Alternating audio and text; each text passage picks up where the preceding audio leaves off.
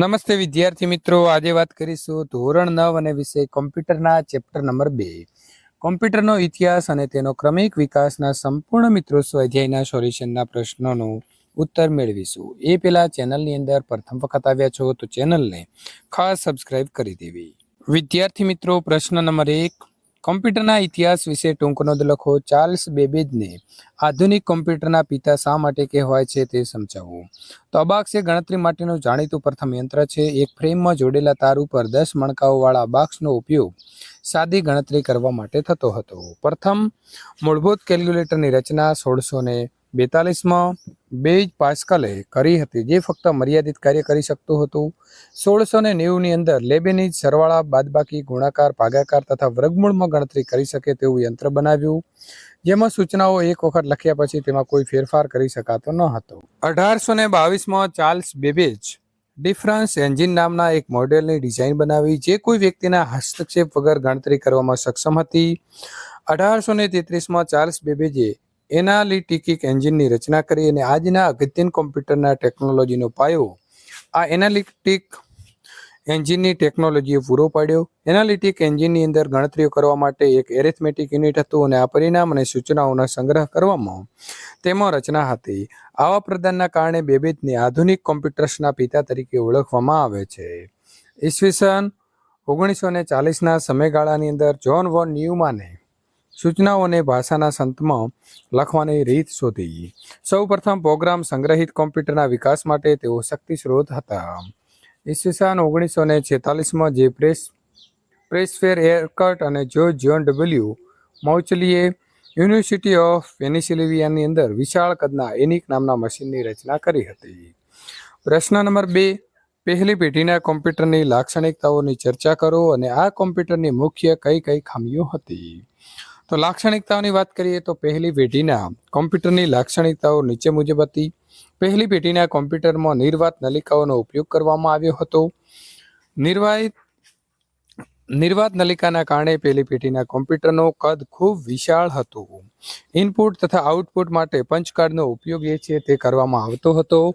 જો ખામીઓની વાત કરવામાં આવે તો પહેલી પેઢીના કોમ્પ્યુટરની ખામીઓ નીચે મુજબ છે.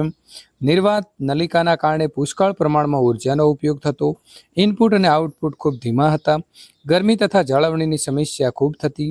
પ્રથમ પેઢીના કોમ્પ્યુટરની ઝડપ ખૂબ ઓછી અને ઓછા કાર્યક્ષમ હતા. નિર્વાત નલિકાની જિંદગી ઘણી ટૂંકી હોવાથી તેને વારંવાર બદલવાની જરૂરિયાત રહેતી. પ્રથમ પેઢીના કોમ્પ્યુટર વેપાર માટે ઉપયોગી ન હતા, એટલે કે બિનઉપયોગી હતા. બીજી પેઢીના કોમ્પ્યુટરની લાક્ષણિકતાઓની ચર્ચા કરો અને આ કોમ્પ્યુટરની મુખ્ય કઈ કઈ ખામીઓ હતી.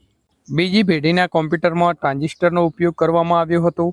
ટ્રાન્ઝિસ્ટરના ઉપયોગથી ગરમીની સમસ્યા ઓછી થઈ અને કોમ્પ્યુટરનું કદ ઘટ્યું.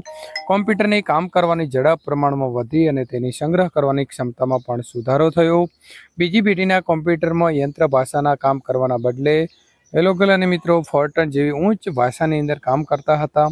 ખામીઓની વાત કરીએ તો બીજી પેઢીના કોમ્પ્યુટરની ખામીઓ નીચે મુજબ છે. પહેલી પેઢીના કોમ્પ્યુટર કરતાં બીજી પેઢીના કોમ્પ્યુટર કદમાં નાના હોવા છતાં પણ બહુ નાના ન હતા. ઇનપુટ અને આઉટપુટમાં સુગમ ન હતા. બીજી પેઢીના કોમ્પ્યુટર નાના ધંધાના જરૂરિયાત સંતોષી શકતા ન હતા. મશીન લેંગ્વેજ શું છે? તો મશીન લેંગ્વેજ અર્થાત યંત્ર ભાષા કે જે સંજ્ઞા 0 અને 1 વાળી બે સ્થિતિ ધરાવતી ભાષા, તેમાં 2 અંક હોવાથી તેને દ્વિઅંકી ભાષા અથવા તો બાઇનરી લેંગ્વેજ પણ કહેવામાં આવે છે. એસેમ્બલી લેંગ્વેજ શું છે? તો એસેમ્બલી લેંગ્વેજની અંદર નેમોનિક કોડ અથવા તો ચિહ્ન એટલે કે સિમ્બોલનો ઉપયોગ થાય છે. એસેમ્બલી લેંગ્વેજની બીજી પેઢીના કોમ્પ્યુટરની ભાષા ગણવામાં આવે છે. પ્રશ્ન નંબર 6, મશીન લેંગ્વેજ અને એસેમ્બલી લેંગ્વેજ સાથે કઈ કઈ તકલીફો જોડાયેલી છે? તો મશીન લેંગ્વેજમાં ડેટા અને સૂચનાઓ આપવાનું કામ 0 અને 1 સંજ્ઞામાં આપવાનું રહેતું હતું, જ્યારે એસેમ્બલી લેંગ્વેજની અંદર ડેટા અને સૂચનાઓના ચિહ્ન સ્વરૂપે આપવામાં આવતી હતી, જે કાર્ય ઘણો કંટાળો ઉપજાવે તેવું હતું. હાયર લેવલ લેંગ્વેજની વ્યાખ્યા આપો. તો હાયર લેવલ લેંગ્વેજના 2 ઉદાહરણ આપો. અંગ્રેજી ભાષાનો એક ભાગ, અંગ્રેજીનો સબસેટ અથવા તો અંગ્રેજી ભાષાના કેટલાક શબ્દોનો ઉપયોગ ધરાવતી ભાષાને હાયર લેવલની લેંગ્વેજ કહેવામાં આવે છે. અને હાયર લેવલ લેંગ્વેજમાં લખાયેલા પ્રોગ્રામને સ્વયંસંચાલિત રીતે મશીન લેંગ્વેજમાં અનુવાદ કરવા માટે વિશિષ્ટ પ્રોગ્રામ વપરાય છે. ઉદાહરણ છે સી, કોબાલ અને જાવા 3. ટ્રાન્સલેટર શું છે તે કઈ ભાષામાં લખાયેલો હોવો જોઈએ? તો હાયર લેવલ લેંગ્વેજમાં લખાયેલા પ્રોગ્રામને સ્વયં સંચાલિત રીતે મશીન લેંગ્વેજમાં અનુવાદ કરવા માટે વપરાતા વિશેષ પ્રોગ્રામને ટ્રાન્સલેટર કહે છે. ટ્રાન્સલેટર મશીન લેંગ્વેજમાં લખાયેલા હોવા જોઈએ. પ્રશ્ન નંબર 9. ચોથી પેઢીની ભાષા શું છે અને તેનું એક ઉદાહરણ આપો. તો ચોથી પેઢીની ભાષામાં ફક્ત શું કરવું છે તેનો નિર્દેશ કરીને વિનિયોગ કરવામાં આવે છે. ઉદાહરણ આપ્યું છે આપણે સ્ટ્રક્ચર્ડ ક્વેરી લેંગ્વેજ. પ્રશ્ન નંબર 10. સિસ્ટમ સોફ્ટવેર શું છે? તો સિસ્ટમ સોફ્ટવેર એ કોમ્પ્યુટરને હાર્ડવેરનું સંચાલન કરે છે. કોમ્પ્યુટરનું યોગ્ય રીતે બુટિંગ કરવું એટલે કે ચાલુ કરવું, મેમરીનું સંચાલન કરવું, પ્રિન્ટર તથા અન્ય સ્ત્રોતોનું સંચાલન કરવું વગેરે જેવા મહત્વના કાર્યો સિસ્ટમ સોફ્ટવેર કરે છે. આ ઉપરાંત તે કોમ્પ્યુટરના હાર્ડવેર અને ધંધાકીય વિનિયોગના સોફ્ટવેર વચ્ચે એક સેતુનું કામ કરે છે. એપ્લિકેશન સોફ્ટવેર શું છે? તો એપ્લિકેશન સોફ્ટવેર એ કોમ્પ્યુટર સૂચનાઓનો સેટ એટલે કે પ્રોગ્રામ છે જે ઉપયોગકર્તાને કોઈ વિનિયોગને લગતા ચોક્કસ કાર્ય કરવાની સગવડ પૂરી પાડે છે, જેમ કે વર્ડ પ્રોસેસિંગનું કાર્ય. પ્રશ્ન નંબર 12. એપ્લિકેશન સોફ્ટવેર અને સિસ્ટમ સોફ્ટવેર વચ્ચેનો તફાવત જણાવો.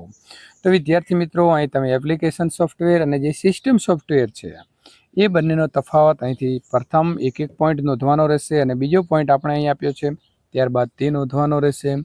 ત્યાર પછી વિદ્યાર્થી મિત્રો પોઈન્ટ નંબર 3 જે છે તેને આપણે નોંધીશું. પ્રશ્ન નંબર 13. અદ્યતન પ્રચલિત કોમ્પ્યુટર વિશે ટૂંક નોંધ લખો.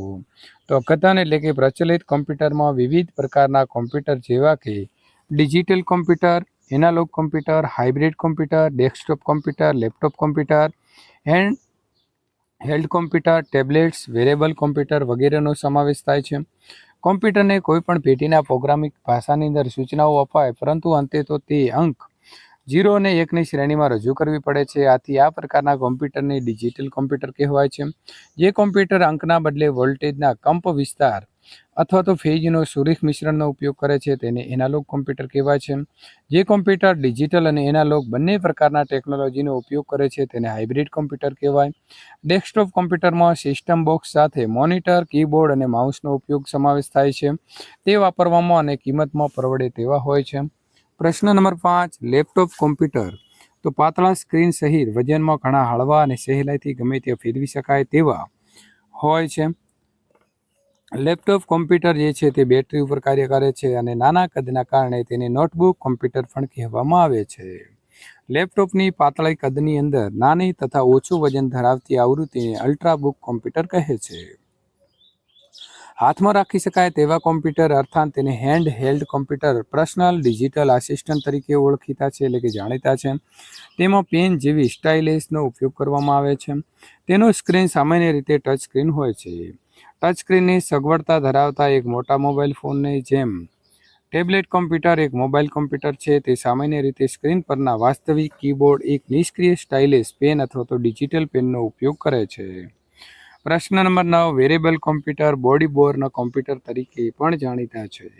તો વેરેબલ કોમ્પ્યુટર એ બંગડી, લટકણીઓ, ચશ્મા અને અંગૂઠી જેવા વિવિધ સ્વરૂપમાં ઉપલબ્ધ છે.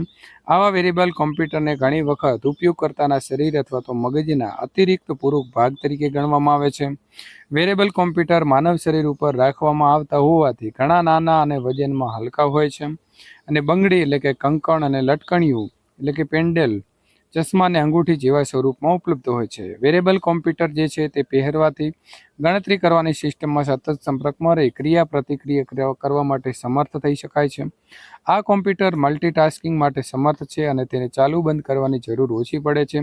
ઘણી વખત વેરેબલ કોમ્પ્યુટરના ઉપયોગ કરતા શરીર અથવા તો મગજના અતિરિક્ત એટલે કે પૂરક ભાગ તરીકે પણ ગણવામાં આવે છે. એક નાની પ્રોગ્રામડ ચિપ જેવા ભિન્ન વેરેબલ કોમ્પ્યુટર પ્રાણીના હલનચલનની દેખરેખ માટે વપરાય છે, જેને માટે પ્રાણીના કાન જેવા કોઈ અંગ ઉપરથી અગાઉથી પ્રોગ્રામ કરેલા તથા વજનમાં હલકી માઇક્રો પ્રોસેસર ચિપ જોડી દેવામાં આવે છે. પ્રશ્ન નંબર 14. નીચેના શબ્દોની વ્યાખ્યા આપો. ડિજિટલ કોમ્પ્યુટરની વ્યાખ્યા.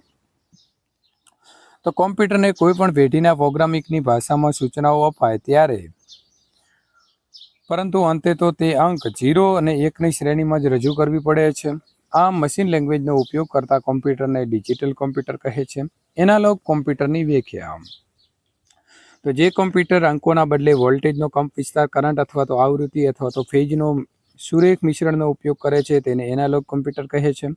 હાઇબ્રિડ કોમ્પ્યુટર તો જે કોમ્પ્યુટર ડિજિટલ તથા એનાલોગ એમ બંને પ્રકારની ટેકનોલોજીનો ઉપયોગ કરે છે તો તેને હાઇબ્રિડ કોમ્પ્યુટર કહે છે. નોટબુક કોમ્પ્યુટર તો લેપટોપ કોમ્પ્યુટર પાતળા સ્ક્રીન સહિત વજનમાં ઘણા હળવા અને સહેલાઈથી ગમે ત્યાં ફેરવી શકાય તેવા સુવાહ્ય એટલે કે પોર્ટેબલ હોય છે, જે ડેસ્કટોપના તમામ ઘટકો સ્ક્રીન, કીબોર્ડ, સ્પીકર્સ તથા ટચપેડ, માઉસ જેવું કાર્ય કરતા હોય છે. તે બેટરી ઉપર કાર્ય કરે છે અને તેના નાના કદના કારણે તેને નોટબુક કોમ્પ્યુટર પણ કહેવામાં આવે છે.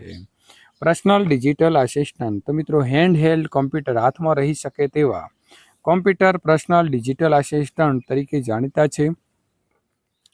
તે લેપટોપની સરખામણીના કદમાં નાના અને કોઈ પણ જગ્યાએ અત્યંત આસાનીથી લઈ જઈ શકાય તે પેન જેવી સ્ટાઇલિશનો ઉપયોગ કરે છે અને તેના સ્ક્રીન સામાન્ય રીતે ટચ સ્ક્રીન હોય છે. વેરેબલ કોમ્પ્યુટર વિશે ટૂંક નોંધ લખો.